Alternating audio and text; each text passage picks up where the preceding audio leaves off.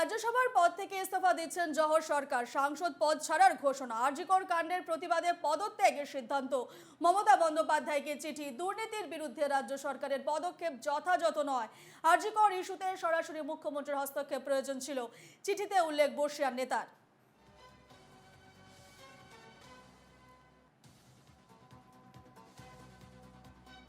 আরজিকর কাণ্ডের প্রতিবাদে তৃণমূলের সাংসদ পদ ছাড়লেন জহর সরকার। এ বিষয়ে মুখ্যমন্ত্রী মমতা বন্দ্যোপাধ্যায়কে চিঠিও দিয়েছেন তিনি। আরজিকর কাণ্ডের প্রতিবাদে সুর চড়িয়ে আগেও দলের অস্বস্তি বাড়িয়েছিলেন তৃণমূলের রাজ্যসভার সাংসদ সুখেন্দু শেখর রায়, কিন্তু এই প্রথম শাসক দলের কোনো সাংসদ ইস্তফা দেওয়ার সিদ্ধান্ত নিলেন। শুধু তাই নয়, রাজনীতি থেকেও সরে দাঁড়ানোর সিদ্ধান্ত নিয়েছেন জহর সরকার।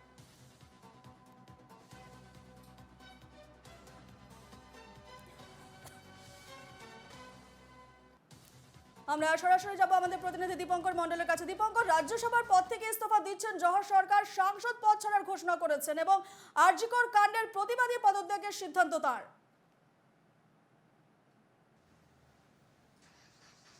একদমই, দেখো 72 বছর বয়সী প্রাক্তন আইএএস অফিসার, প্রাক্তন সিইও ছিলেন প্রসার ভারতীর, বাঙালির অন্যতম আইকন আইএএস বলা যেতে পারে, একজন বিশিষ্ট আইএএস জহর সরকার। তিনি আজ তৃণমূল নেত্রী মমতা বন্দ্যোপাধ্যায়কে একটি চিঠি পাঠিয়েছেন। সেখানে তিনি ইচ্ছা প্রকাশ করেছেন যে তিনি তার সাংসদ পদ ছেড়ে দিতে চান। 2021 সালে তিনি সাংসদ হন এ রাজ্য থেকে। তিনি রাজ্যসভার সাংসদ ছিলেন এবং তাকে নিয়ে এসেছিলেন সুখেন্দু শেখর রায়, তিনিও বর্ষিয়ান সাংসদ। তিনিও কিন্তু আরজিকর কাণ্ডে ইতিমধ্যেই মুখ খুলতে শুরু করেছেন এবং জহর সরকার চিঠি, 2 পাতার একটি চিঠি পাঠিয়েছেন মমতা বন্দ্যোপাধ্যায়কে। সেই চিঠির ছত্রে ছত্রে রয়েছে বিস্ফোরক অভিযোগ।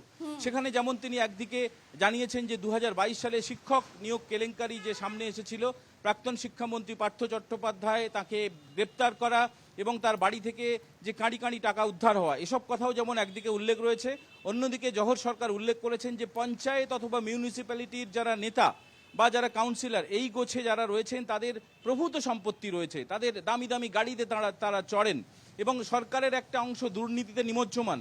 এই অবস্থায় কোনোভাবেই তার পক্ষে সাংসদ থাকা সমীচীন নয় এবং সম্ভব নয়, এমনটা তিনি জানিয়েছেন। তিনি এও জানিয়েছেন তিনি কিছুদিনের মধ্যে রাজ্যসভায় গিয়ে তিনি উপরাষ্ট্রপতি জগদীপ ধনকড়ের হাতে তিনি ইস্তফাপত্র তুলে দেবেন।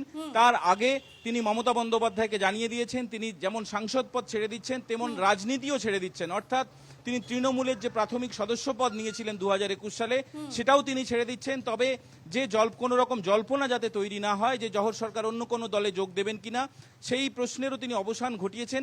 তিনি বিজেপির যে মৌলবাদী চিন্তাধারা তার বিরোধিতা করেছেন এবং অথরিটেরিয়ান যে মেন্টালিটি, অর্থাৎ ভারতীয় জনতা পার্টির যে ন্যায় নীতি এবং তাদের যে কার্যকলাপ, তার প্রতিবাদ তিনি আগেও করেছেন এবং এখনও সেই অবস্থানে তিনি অনড় রয়েছেন, এমনটা জানিয়েছেন। এবং এর পাশাপাশি তিনি দাবি করেছেন যে আরজিকর হাসপাতালে যে রোগিনী যে চিকিৎসকের মৃত্যু হয়েছে, তাকে ধর্ষিতা হতে হয়েছে এবং সেই কাণ্ডে গোটা দেশ কার্যত উত্তাল এবং স্বতঃস্ফূর্তভাবে সাধারণ মানুষ রাস্তায় নেমে এসেছেন এবং এই প্রতিবাদকে কখনোই রাজনীতির রঙে না দেখার তিনি আবেদন জানিয়েছেন। তিনি যেটা দাবি করেছেন যে যারা আন্দোলন করছেন তারা পুরোপুরি অরাজনৈতিক আন্দোলন করছেন এবং এই আন্দোলনকে তিনি সমর্থন করেন এবং মুখ্যমন্ত্রীকে অনুরোধ করেছেন যাতে কোনোভাবে এই আন্দোলনে না কোনোভাবে রাজনীতির রং না চড়িয়ে দেওয়া হয়। রূপা, একেবারে দীপঙ্কর, আমরা দেখেছি চিঠিতে একেবারে মুখ্যমন্ত্রীকে সরাসরি প্রশ্ন করছেন জহর সরকার। তিনি বলছেন যে আপনি কেন সেই পুরনো মমতা ব্যানার্জির মতো ঝাঁপিয়ে পড়ে সরাসরি জুনিয়র ডাক্তারদের সঙ্গে কথা বলছেন না। এখন সরকার যেসব শাস্তিমূলক ব্যবস্থা নিচ্ছে তা এক কথায় অতি সামান্য এবং অনেক দেরি হয়ে গেছে। একেবারে মুখ্যমন্ত্রীকে সরাসরি প্রশ্ন করেছেন। এই প্রসঙ্গে আমি তোমার কাছে আসবো, তবে তার আগে জানিয়ে রাখছি যে রাজ্যসভার পদ থেকে জহর সরকারের ইস্তফার পর মুখ্যমন্ত্রীকে চিঠি পাঠালেন পদত্যাগপত্র। যুদ্ধের সময় যারা পালিয়ে কিংবা গা বাঁচিয়ে চলে ইতিহাস তাদের লজ্জার নজরে দেখে, এমনটা এক্স হ্যান্ডেলে পোস্ট করেছেন তৃণমূলের আইটি সেলের প্রধান দেবাংশু ভট্টাচার্য।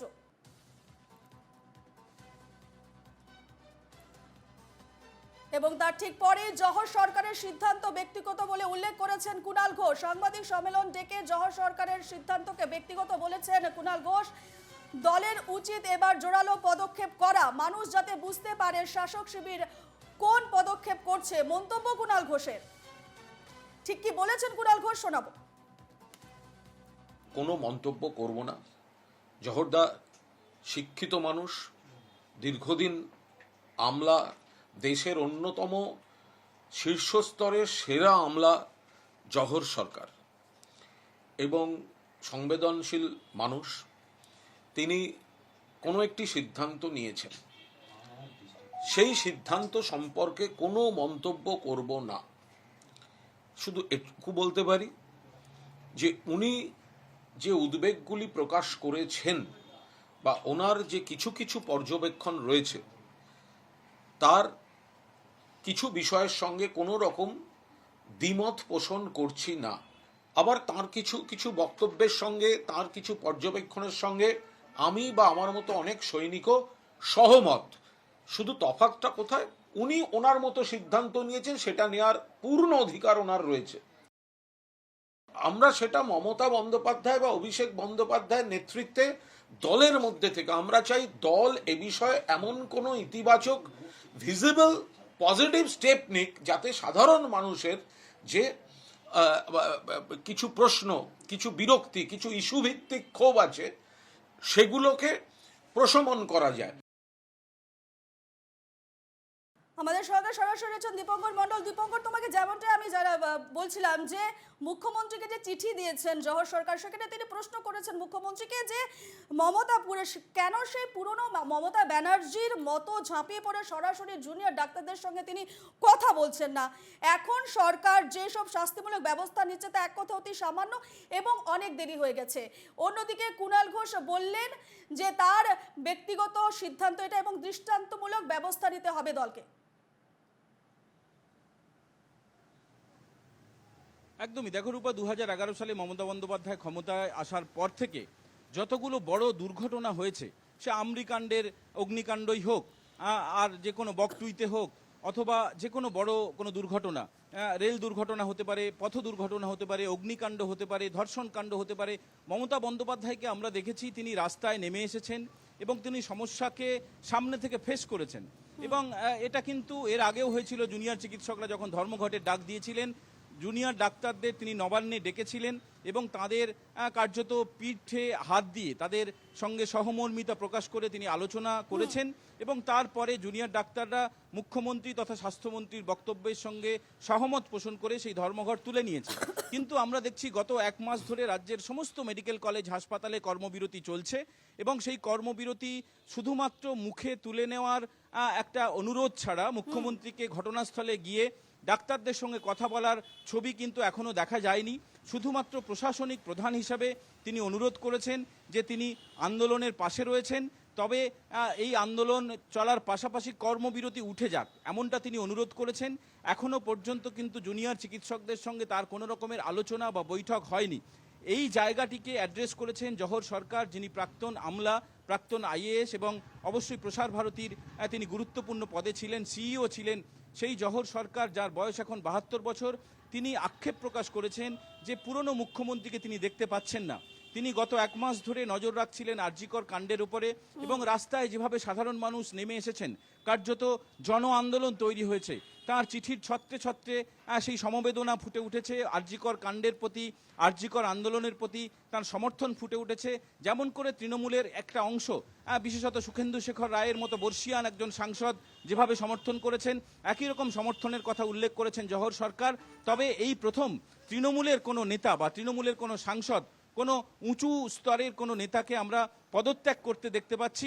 এটা অত্যন্ত বড় ঘটনা এবং গোটা দেশ জুড়ে যে আন্দোলন চলছে সেই আন্দোলনে যে এটা সহমর্মিতা আরো বেশি করে বাড়বে তা নিয়ে কোনো সন্দেহ নেই। একেবারে দীপঙ্কর, তুমি আমাদের সঙ্গেই থাকো।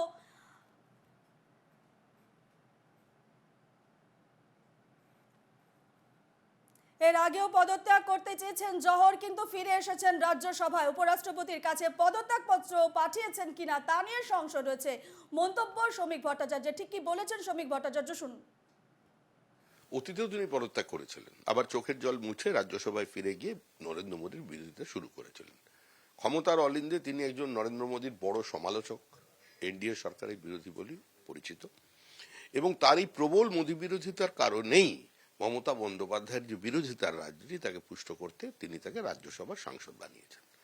এখন তিনি যদি সত্যি সত্যি পদত্যাগ করে থাকেন, কারণ আমি তো জানি যে পদত্যাগ করতে হলে চিঠিটা পাঠাতে হয় আমাদের উপরাষ্ট্রপতিকে, রাজ্যসভার চেয়ারম্যানকে, চিঠিটা পাঠিয়েছেন কিনা আমার জানা নেই। যদি সত্যিই এটা হয় তাহলে নিঃসন্দেহে তার এই পদত্যাগ এই সরকারকে বার্তা দিয়ে যাচ্ছে যে এই সরকারটার আর কোনো প্রয়োজন নেই। এই সরকার জনবিরোধী সরকার, এই সরকার অসংবেদনশীল, অসহিষ্ণু, প্রতিহিংসাপরায়ণ সরকার।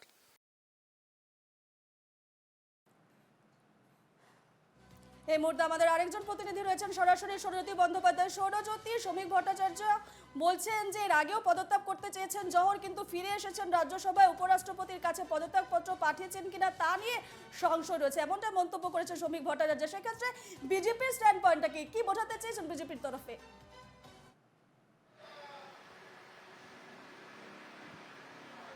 দেখো, সাম্প্রতিক যে ইতিহাস তোমাকে একটু স্মরণ করিয়ে দিই। 2022 সালের অগস্ট মাসে রাজ্যে যখন শিক্ষা দুর্নীতি নিয়ে রাজ্যের শাসক দলের জন্য যথেষ্ট অস্বস্তির পরিবেশ তৈরি হয়েছে এবং রাজ্যের শাসক দলের অন্দরের যারা গুরুত্বপূর্ণ নেতা মন্ত্রী তারা দলের বিরুদ্ধে মন্তব্য করছেন, ঠিক সেই আবহে কিন্তু দলের রাজ্যসভার সাংসদ জহর সরকারও তিনি দলের বিরুদ্ধাচরণ করেছিলেন। প্রকাশ্যে তিনি জানিয়েছিলেন যে পরিস্থিতির উদ্রেক হয়েছে, যেভাবে দলেরই একটি অংশ আকণ্ঠ দুর্নীতিতে নিমজ্জিত হয়েছে, এই সময় তিনি রাজনীতি থেকে বেরিয়ে আসতে চান, তৃণমূল কংগ্রেসের সখ্য ছেড়ে তিনি বেরোতে চান এবং পরবর্তী ক্ষেত্রে তাকে দেখা গিয়েছে আবারও তার মানভঞ্জন হয়েছে এবং তিনি একই রকম ভাবে স্বভাবসিদ্ধ ভঙ্গিমাতে নরেন্দ্র মোদী সরকারের বিরুদ্ধে কট্টর সমালোচনা জারি রেখেছেন।